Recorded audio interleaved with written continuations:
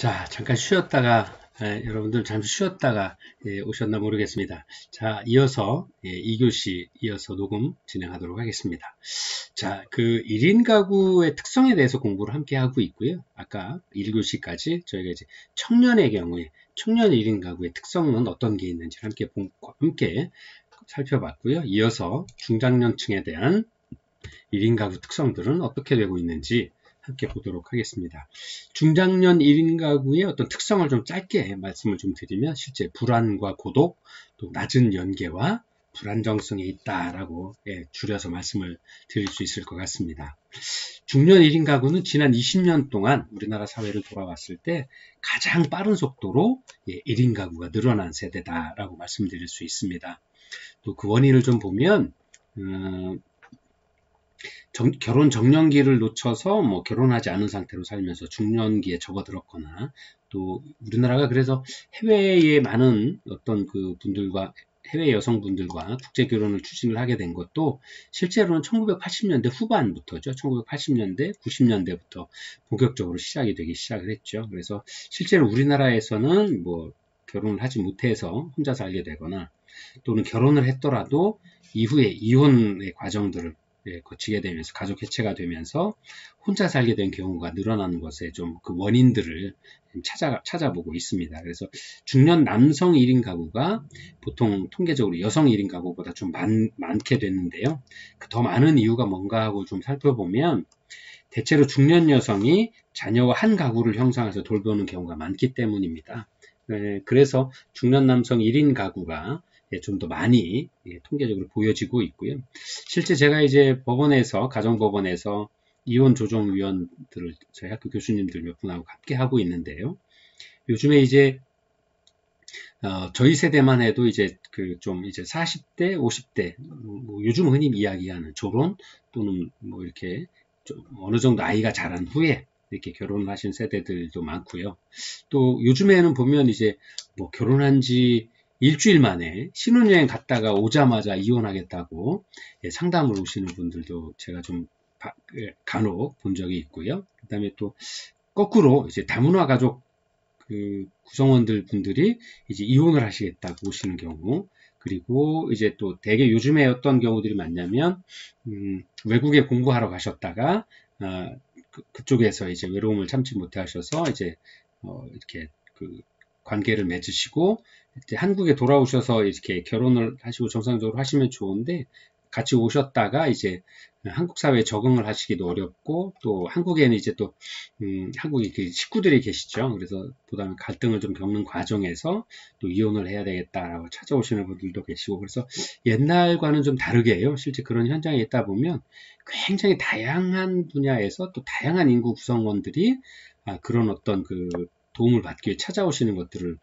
볼 수 있습니다. 그래서 실제로 중장년층에서의 어떤 특성을 보자면 바로 그러한 어떤 이유에서 한국의 어떤 통계적인 특성으로 보았을 때 중장년층에서 이혼을 하시는 많은 분들이 친권이나 이런 부분들은 뭐 이렇게 두 분이 협의를 잘 하시지만 아이의 양육이나 양육비 지급에 관한 부분은 대개의 경우 통상적으로 남성이 양육비를 지급을 하고 아이에 대한 양육은 어머님들께서 해주신 여성분들이 하시는 것들이 중장년층의 특성들로 나타나고 있습니다. 또 그러한 특성들이 1인 가구의 어떤 중장년 남성들 1인 가구의 세가 여성보다 좀 많이 늘어나게 되는 어떤 그런 원인으로도 보여지고 있습니다.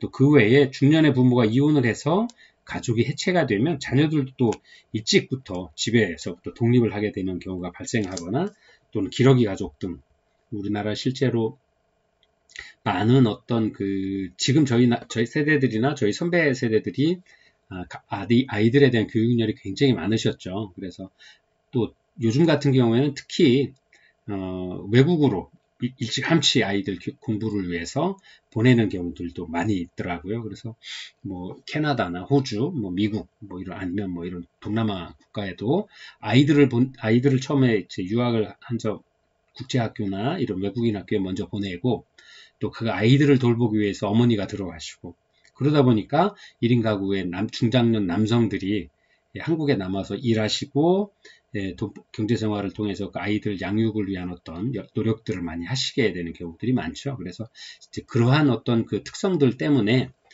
아까 말씀드린 것처럼 중년 남성들의 1인 가구 수들이 실제 늘어나는 어떤 또 여성 가구에보다는 좀 더 많이 보이는 통계 수치로 좀 많이 유의미하게 많이 보이는 부분들이 그런 특성들을 좀 가지고 있다라고 보여지고 있습니다. 그래서 이러한 중년 1인 가구가 지닌 취약성이 개선되지 않은 채로 이분들이 만약에 노년이 된다라 그러면 해당 코호트, 해당 집단이 해당 특성 집단들의 1인 가구의 상대적 크기로 인해서 사회적 부담이 가중될 가능성이 높다라고 이야기를 하고 있습니다.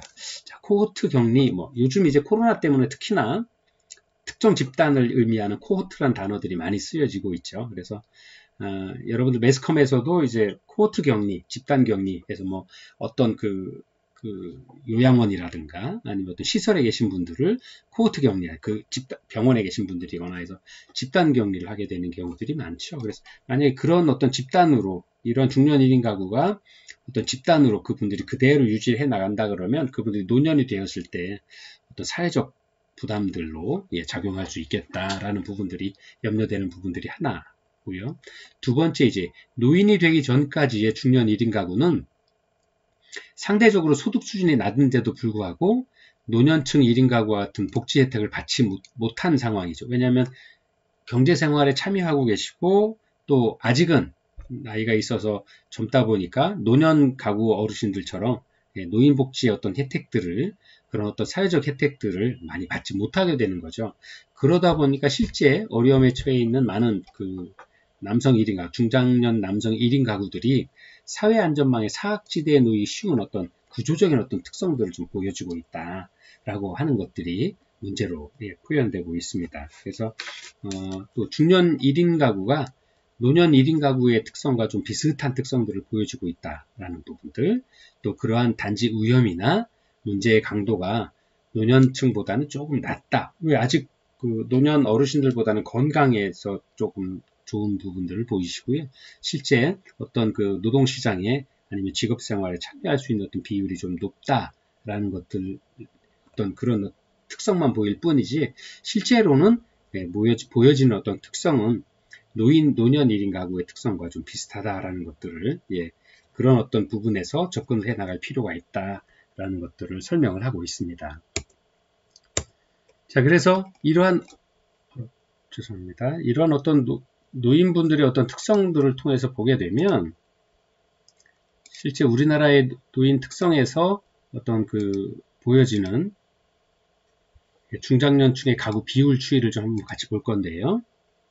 자, 실제 45세에서 50세 중장년층들이라고 하실 수 있죠. 근데 50세에서 55세의 어떤 노인 가구 비율이 2000년에서부터 2015년을 기준으로 좀 보면 2000년에는 45세에서 50세 어른 노인 1인 가구가 중장년층의 1인 가구 비율이 4.3% 정도였었다고 해요.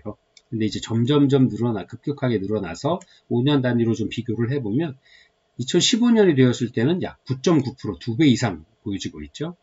그 다음에 50세에서 54세의 비율도 5.57%에서 2015년에는 10.4%의 어떤 인구 구성 비율을 보여주고 있습니다. 그래서 이렇게 15년 사이에 2배 정도씩의 어떤 증가 추이를 보이는데요.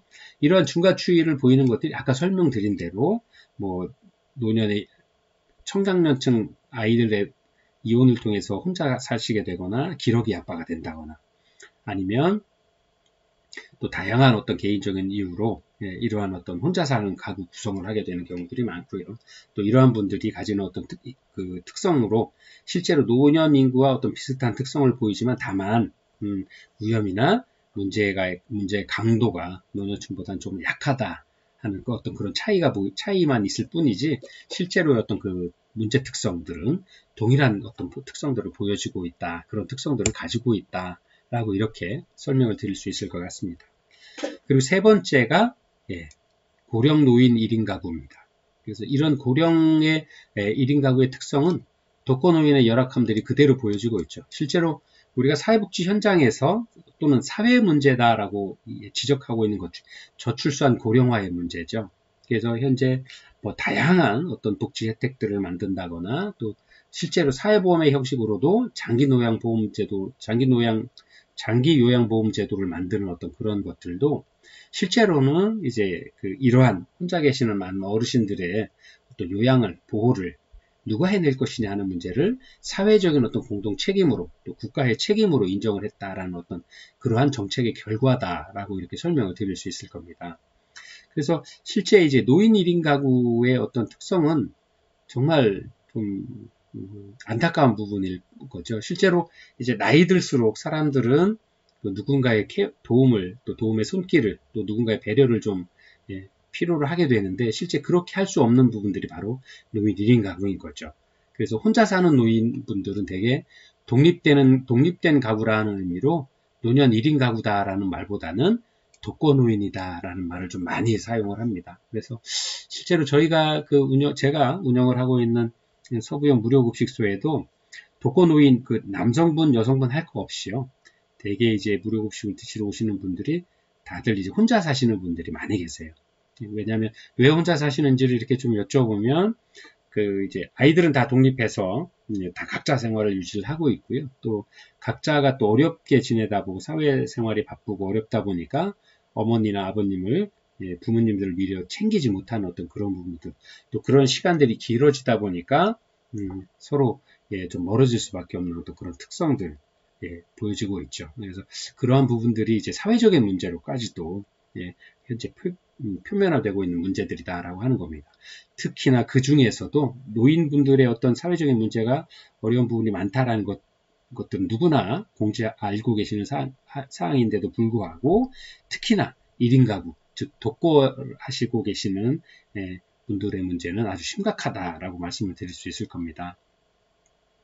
또 노년 1인 가구의 생성 원인은 대부분 이제 배우자의 사별 후에 혼자 살게 되시는 경우들, 그 다음에 특히 여성 고령층으로 구성된 1인 가구가 좀 빠르게 증가하고 있다는 것을 통계청 자료로 볼 수 있는데요. 이러한 특징은 실제로 여성의 평균 수명이 남성들보다도 4, 5년이 많죠. 그러다 보니까 이제 남성들보다는 평균적으로 여성분들이 혼자서 남편의 사별 후에 혼자서 지내시는 시간이 조금 생기는 부분들, 그런 것들이 여성 어떤 인구학적 특성으로 좀 보여지고 있고요. 또 독거노인 유형에 대한 부분들, 이러한 독거노인이라고 하는 어떤 유형들을 좀 보게 되면 전체 고령자 가구의 약 한 33.5% 정도가 혼자 사시는 분이다라는 것들을 알고 있습니다. 그래서 가구 수로는 약 한 129만 가구 정도가 독거노인의 가구다. 나이 드신 어른들의 1인 가구 수를 좀 보여지고 있다라고 하는 겁니다. 그래서 이러한 어떤 여성 1인 가구, 아까 이제 중장년층에서의 1인 가구 수는 여성보다는 남성의 수가 좀 많다라고 설명을 드렸잖아요. 근데 아까 지금 잠깐 말씀드린 것처럼 노년 1인 가구의 경우에는 남성들보다는 통계적으로 어떤 여성의 1인 가구 수가 좀 더 많이 통계층으로 나타나고 있다라는 것들을 좀 특징적으로 보여주고 있습니다. 그래서 이러한 많은 분들이 독거노인 가구의 유형도 또 가족과의 교류나 또 일상생활의 능력에 따라서 다양한 것으로 있기는 합니다만, 이 1인 가구, 즉 독거노인의 경우에 비독거노인, 즉 가족과 함께 지내고 계신 어떤 노인분들하고 비교해 보았을 때 노년의 사고라고 하는 병, 또 가난, 고독, 또 무의에 관한 것, 무의를 이제 4가지 사고라고 우리 알고 있는데요. 이런 것들이 비독거노인에 비해서 굉장히 훨씬 더 취약한 것으로 나타나고 있다라고 하는 거죠. 그래서 독거노인의 대부분은 일반 노인들에 비해서 경제적인 빈곤, 또 질병에 관한 문제, 또 기능장애를 겪을 위험이 더욱 높고, 또 외로움과 고독감에서 비롯된 상대적인 박탈감이나 우울감이 높고, 또 자살 시도에 대한 어떤 경험 또한 더 많은 것으로 연구 자료들이 발표되고 있습니다. 그래서 OECD 조사 2014년 기준의 OECD 조사를 좀 보면 한국의 노인 빈곤율이 약 48.8%로 나타나고 있는데요. 이는 OECD 평균의 약 4배에 달한다라는 거죠. 그 정도로 우리나라의 노인의 빈곤율이 좀 많이 나타나고 있다라는 거죠. 근데 또 이러한 어떤 특성들은 우리 사회, 대한민국 사회의 어떤 특징과도 연결이 되고 있습니다. 왜냐면 이분들이 실제로는 지금 노인이라고 하는 많은 분들이 실제로 우리가 이야기하는 베이비붐 세대 분들이시고요. 그 전 세대 분들이시거나 실제로 젊어서는 우리나라가 이제 그 전쟁 이후에 그 경제적인 고도 성장을 이루기 위한 어떤 그 가장 큰 일선에서 역할을 하셨고요. 그 과정에서 아이도 많았죠. 아이 그 공부하고 가족 부양하느라고 많은 돈을 쓰셨고, 실제 당신들을 위한 어떤 미래 준비를 해서는 좀 소홀할 수밖에 없는 어떤 그 경제의 어떤 성장 모멘텀에서 소홀할 수밖에 없는 어떤 특성들을 좀 보여지고 있습니다. 그래서 그러한 어떤 특성과도 맞물려서 우리나라의 어떤 많은 노인분들이 노인 빈곤율이 높을 수밖에 없는 어떤 사회적, 경제적 어떤 특성들도 역사적인 특성에서 좀 기인하고 있는 부분들이 있다라고 이렇게 설명을 드릴 수 있습니다. 그 외에도 독거노인분들은 아프거나 또는 쓰러지거나 하면 돌볼 사람이 없다라는 점, 그리고 열악한 상황의 주거 환경에 놓이기 쉽다는 점 역시 이분들에게 좀 풀어드려야 될 주요한 욕구로 좀 알려지고 있습니다. 자, 이러한 어떤 그 노인 가구들, 어쨌든 1인 가구의 어떤 사례 관리, 1인 가구의 특성들이나 욕구에 대해서 저희가 함께 공부를 했고요. 과연 그렇다라 그러면 이러한 1인 가구에 대한 사례 관리에 대한 필요성은 어디에 있느냐 하는 거죠. 그래서 여러분들 교재 한번 같이 보도록 할까요? 자, 여러분들 교재 177페이지를 좀 보시면 1인 가구 사례 관리 필요성 이렇게 나와 있습니다. 좀 같이 읽어보도록 할까요? 자, 이것도 아마 그 훌륭하신 사회복지 선생님들이나 아니면 어떤 그 정책적인 어떤 자료를 만들기 위한 자료를 통해서 조사를 통해서 이런 것들을 썼을 텐데요. 아마 공감하시는 부분들이 많지 않을까 생각을 합니다.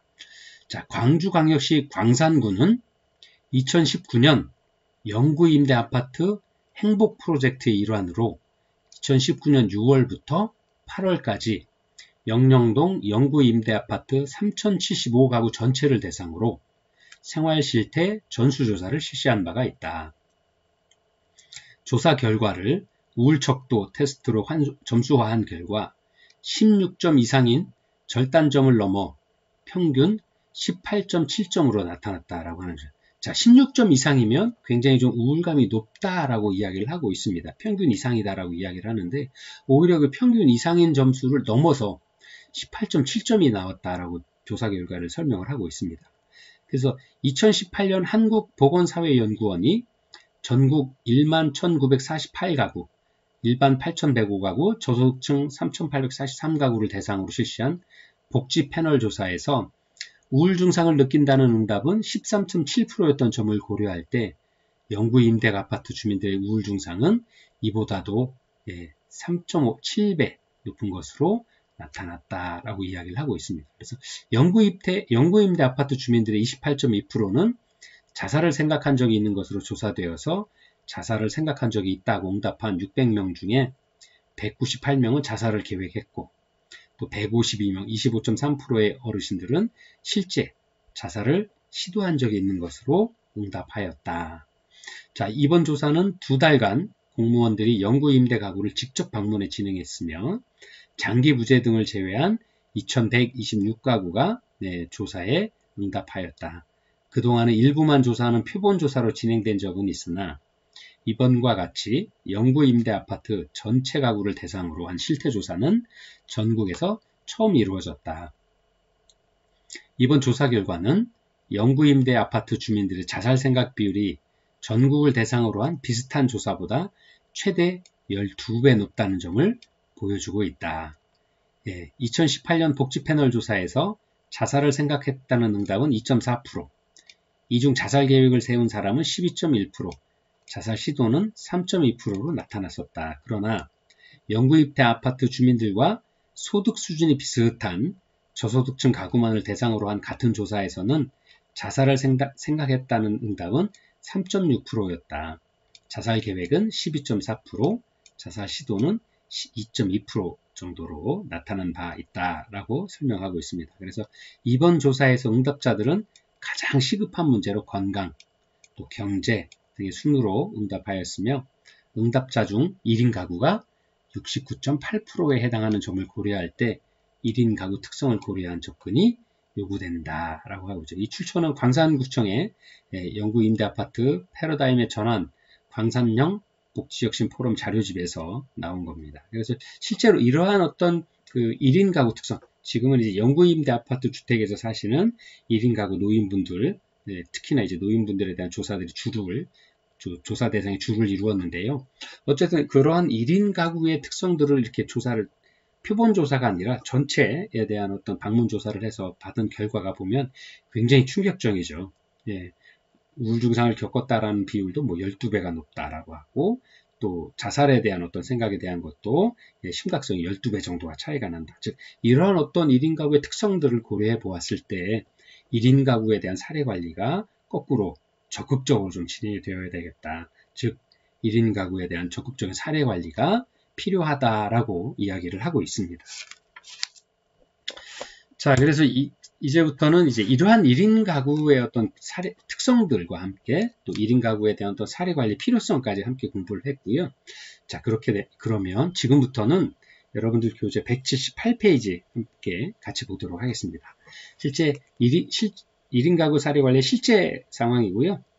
사례 개요에서부터 접수, 그 다음에 이런 과정에서 작성하게 되는 초기 상담지, 보통 이제 인테이크 시트라고 하는데요. 현장에서는 초기 상담지, 그래서 초기 상담을 통해서 클라이언트의 어떤 특성들, 그 다음에 어떤 과정에서 의뢰가 돼서 오신 건지, 아니면 우리를 찾아오신 건지, 직접 찾아오신 건지, 아니면 우리가 찾아간 아웃리치 프로그램을 통해서 사례 대상자를 발굴하는 건지, 이런 것들을 기록들을 하는 어떤 것들, 그 다음에 가족사항들이나 클라이언트의 어떤 기본적인 어떤 정보들을 알기 위한 어떤 초기 상담에 관한 부분들, 또 초기 사정에 관한 부분들, 욕구 사정에 관한 부분들이죠. 그 다음에 그 클라이언트가 가지고 있는 자원들, 또 이러한 욕구 사정을 통해서 사례 관리에 대한 개입 계획, 즉 우리가 흔히 지금까지 공부한 ISP, individual, 그 다음에 개인 개별 서비스 계획, individual service plan이라고 하죠. ISP라고 하는 건데, 즉 클라이언트에 맞는 개별적인 어떤 서비스 계획들을 사례 관리 개입 계획들을 세우게 되는 거죠. 그 다음에 실행하게 되고 점검 및 모니터링 과정, 또 이러한 모니터링과 실행하는 과정에 있어서의 사례 회의 또는 슈퍼비전 회의, 그 다음에 통합 사례 관리 회의, 또 이 클라이언트의 문제가 좀 심각하다라 그러면 외부 전문가 솔루션 회의, 전문가 회의 또는 솔루션 회의라고 하는 외부 자문을 위한 전문가나 전문가 집단이 참여한 솔루션 회의도 필요하면 하게 되는 거죠. 그럼 이런 과정들을 거쳐서 마지막으로 평가 및 종결의 과정, 그 다음에 이러한 평가 및 종결에 있어서의 그 후에 사후 관리를 하는 과정들, 즉 이러한 일목 사례 관리에 그동안 배웠던 이런 앞선 시간에 배웠던 그 과정들을 이제 지금부터는 1인 가구 사례 관리를 통해서 실제적으로 현장에서 어떻게 진행되는지를 함께 공부해 보도록 하겠습니다. 그래서 첫 번째 사례 개요에 대해서 함께 볼 건데요. 이 사례 관리자 선생님들께서 이런 사례 개요를 작성을 하시는 겁니다. 그래서 어떻게 해서 이런 어떤 사례에 대해서 관심을 가지게 되었고 진행을 하게 되었는지에 대해서 기록을 하게 되는 건데, 한번 어떻게 되어 있는지 한번 실제 작성한 걸 한번 보도록 할까요? 이제 여러분들이 사회복지사가 되시면, 사례관리자가 되시면, 기관에 가시게 되면 이런 것들을 다 작성을 하시게 될 겁니다. 자, 사례 개요를 한번 보면요. 먼저 본 사례는 지역사회복지관, 또 정신건강복지센터, 또 다문화 건강가정지원센터, 지역대학교 사회복지학과 사례관리 전공 교수가 지역사회 통합 사례회의를 정기적으로 가지는 과정에서 처음 발굴이 되어서 영령시 희망복지지원단과 연계하여 통합 사례관리가 진행된 경우이다. 영구 임대 아파트에 거주하는 50대 독거 남성으로 건강과 장애, 또 우울 및 무기력, 또 관계 단절 등 1인 가구가 가지는 어려움들을 보여주고 있다. 본 사례는 이혼 이후 전 부인 및 자녀와의 왕래가 끊긴 상태로 독거 생활을 한 지는 오래되었으나 발굴 당시에는 해당 지역 아파트로 이사 온 지 6개월가량으로 외부 활동이나 타인과의 관계를 맺지 않아서 초기 라포 형성에 어려움이 있었다라고 하고 있습니다. 그래서 우울과 무기력, 또 그러한 정서적인 어려움, 또 장루 장애로 인해 식단 관리가 필요하나 불규칙적인 식사 등으로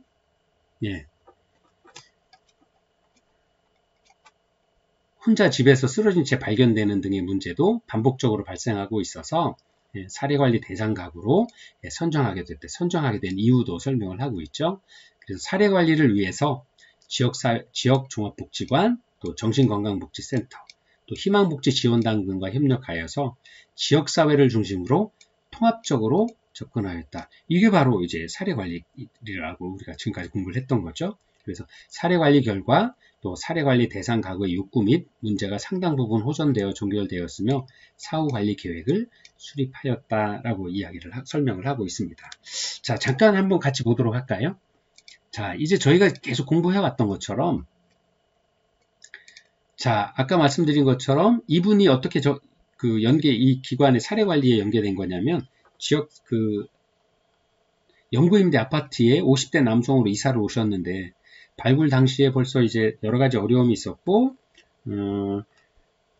장루장애나 뭐 정서적으로, 심리적으로 어려움을 겪고 있고, 또 1인 가구이시고, 또 장루장애가 있어서 식단 관리가 필요하나 불규칙적인 어떤 식사를 했고, 혼자서 생계를 유지해야 되는 것들 때문에 1인 가구의 특성으로 어려움들을 겪고 있었기 때문에 뭐 쓰러져서 뭐 경찰에 신고가 된다거나 아니면 119에 신고가 되어서 이분에 대한 사례 관리가 필요하겠다라고 제일 먼저 어디로 연락이 될까요?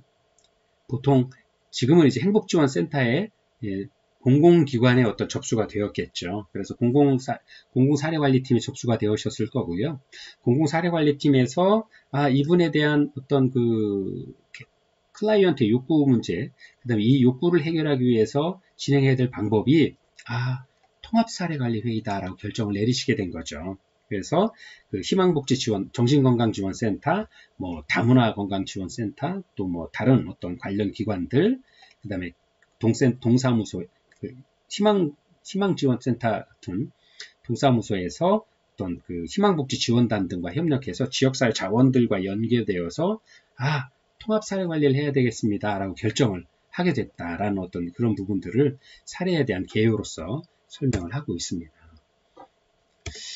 자, 이렇게 해서 이제 잠깐 쉬었다가 여러분들 제2장 사례관리에 있어서의 접수에서부터 다시 여러분들과 함께 공부해 보도록 하겠습니다.